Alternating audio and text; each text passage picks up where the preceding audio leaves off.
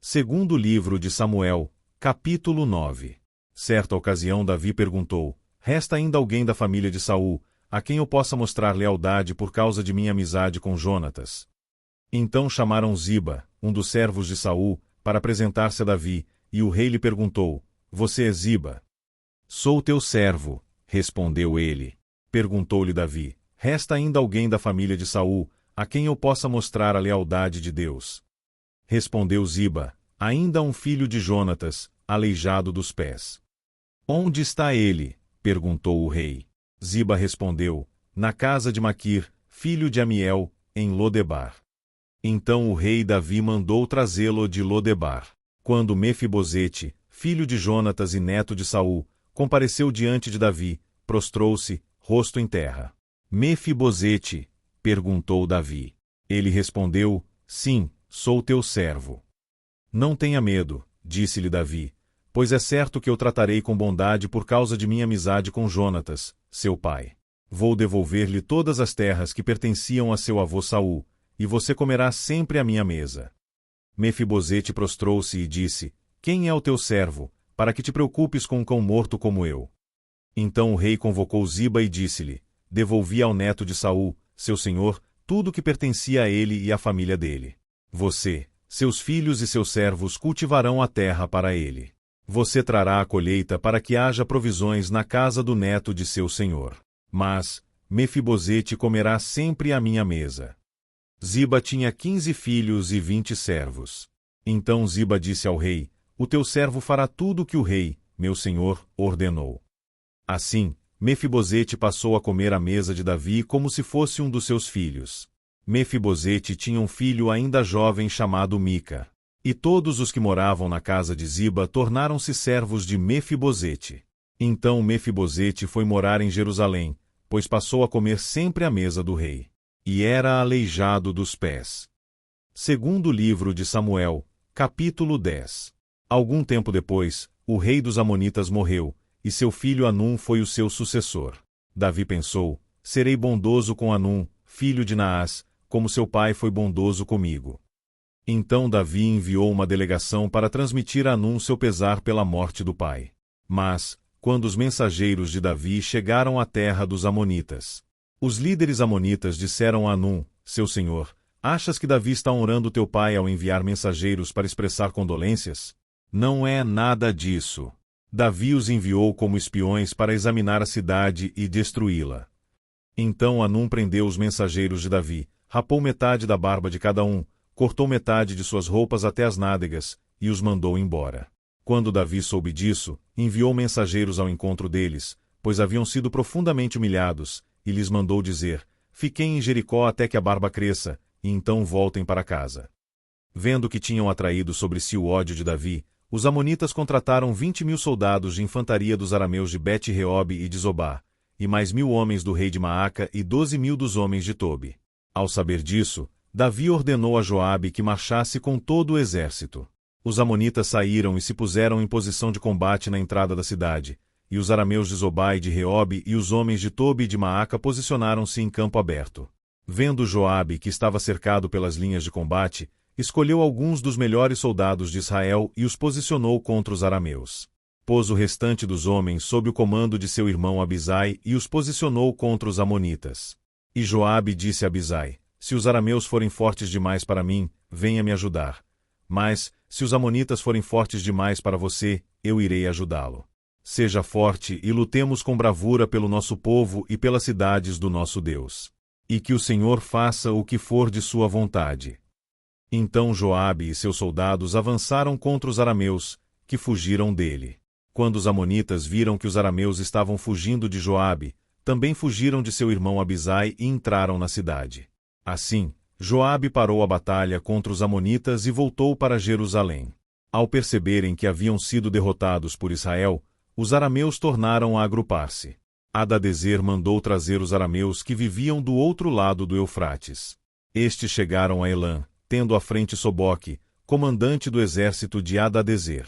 Informado disso, Davi reuniu todo Israel, atravessou o Jordão e chegou a Elã. Os arameus estavam em posição de combate para enfrentá-lo, mas acabaram fugindo de diante de Israel. E Davi matou 700 condutores de carros de guerra e 40.000 soldados de infantaria dos arameus. Soboque, o comandante do exército, também foi ferido e morreu ali mesmo. Quando todos os reis vassalos de Hadadezer viram que tinham sido derrotados por Israel, fizeram a paz com os israelitas e sujeitaram-se a eles. E os arameus ficaram com medo de voltar a ajudar os amonitas. Segundo livro de Samuel, capítulo 11. Na primavera, época em que os reis saíam para a guerra, Davi enviou para a batalha Joabe com seus oficiais e todo o exército de Israel, e eles derrotaram os amonitas e cercaram Rabá. Mas Davi permaneceu em Jerusalém. Uma tarde Davi levantou-se da cama e foi passear pelo terraço do palácio. Do terraço viu uma mulher muito bonita tomando banho. E mandou alguém procurar saber quem era ela. Disseram-lhe, é Batseba, filha de Eliã e mulher de Urias, o hitita. Davi mandou que a trouxessem, e se deitou com ela, que havia acabado de se purificar da impureza da sua menstruação. Depois, voltou para casa. A mulher engravidou e mandou um recado a Davi, dizendo que estava grávida. Em face disso, Davi mandou esta mensagem a Joabe, envie-me Urias, o hitita. E Joabe o enviou. Quando Urias chegou, Davi perguntou-lhe como estavam Joabe e os soldados e como estava indo a guerra. E lhe disse, vá descansar um pouco em sua casa. Urias saiu do palácio e logo lhe foi mandado um presente da parte do rei. Mas Urias dormiu na entrada do palácio, onde dormiam os guardas de seu senhor, e não foi para casa. Quando informaram a Davi que Urias não tinha ido para casa, ele lhe perguntou, depois da viagem que você fez, por que não foi para casa? Urias respondeu, a arca e os homens de Israel e de Judá repousam em tendas, o meu senhor Joabe e os seus soldados estão acampados ao ar livre. Como poderia eu ir para casa para comer, beber e deitar-me com minha mulher? Juro por teu nome e por tua vida que não farei uma coisa dessas. Então Davi lhe disse, fique aqui mais um dia, amanhã eu o mandarei de volta. Urias ficou em Jerusalém, mas no dia seguinte, Davi o convidou para comer e beber, e o embriagou. À tarde, porém, Urias saiu para dormir em sua esteira onde os guardas de seu senhor dormiam, e não foi para casa. De manhã, Davi enviou uma carta a Joabe por meio de Urias. Nela escreveu, ponha Urias na linha de frente e deixe-o onde o combate estiver mais violento, para que seja ferido e morra. Como Joabe tinha cercado a cidade, colocou Urias no lugar onde sabia que os inimigos eram mais fortes. Quando os homens da cidade saíram e lutaram contra Joabe, alguns dos oficiais da guarda de Davi morreram, e morreu também Urias, o hitita. Joabe enviou a Davi um relatório completo da batalha, dando a seguinte instrução ao mensageiro, ao acabar de apresentar ao rei este relatório. Pode ser que o rei fique muito indignado e lhe pergunte, por que vocês se aproximaram tanto da cidade para combater? Não sabiam que eles atirariam flechas da muralha? Em Tebes, quem matou Abimeleque, filho de Jerubezete, não foi uma mulher que da muralha atirou-lhe uma pedra de moinho, e ele morreu? Por que vocês se aproximaram tanto da muralha? Se ele perguntar isso, diga-lhe, e morreu também o teu servo Urias, o hitita. O mensageiro partiu, e, ao chegar, contou a Davi tudo que Joabe lhe havia mandado falar, dizendo, eles nos sobrepujaram e saíram contra nós em campo aberto, mas nós os fizemos retroceder para a porta da cidade.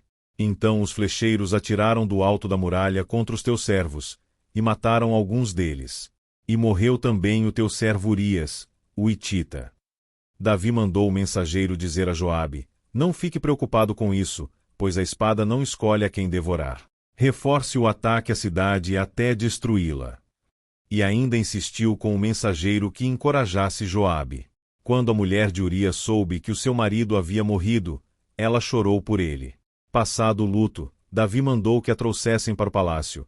Ela se tornou sua mulher e teve um filho dele. Mas o que Davi fez desagradou ao Senhor. Segundo livro de Samuel, capítulo 12.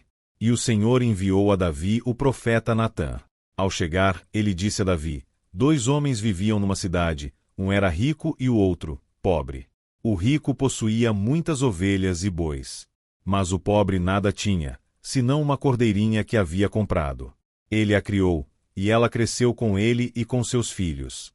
Ela comia junto dele, bebia do seu copo e até dormia em seus braços. Era como uma filha para ele. Certo dia, um viajante chegou à casa do rico, e este não quis pegar uma de suas próprias ovelhas ou dos seus bois para preparar-lhe uma refeição. Em vez disso, preparou para o visitante a cordeira que pertencia ao pobre. Então, Davi encheu-se de ira contra o homem e disse a Natã: Juro pelo nome do Senhor que o homem que fez isso merece a morte. Deverá pagar 4 vezes o preço da cordeira, porquanto agiu sem misericórdia. Então Natã disse a Davi: Você é esse homem. Assim diz o Senhor, o Deus de Israel: Eu ungi rei de Israel, e livrei-o das mãos de Saul. Dei-lhe a casa e as mulheres do seu senhor. Dei-lhe a nação de Israel e Judá. E, se tudo isso não fosse suficiente, eu lhe teria dado mais ainda. Porque você desprezou a palavra do Senhor, fazendo o que ele reprova. Você matou Urias, o hitita, com a espada dos amonitas e ficou com a mulher dele. Por isso, a espada nunca se afastará de sua família, pois você me desprezou e tomou a mulher de Urias, o hitita, para ser sua mulher. Assim diz o Senhor: de sua própria família trarei desgraça sobre você.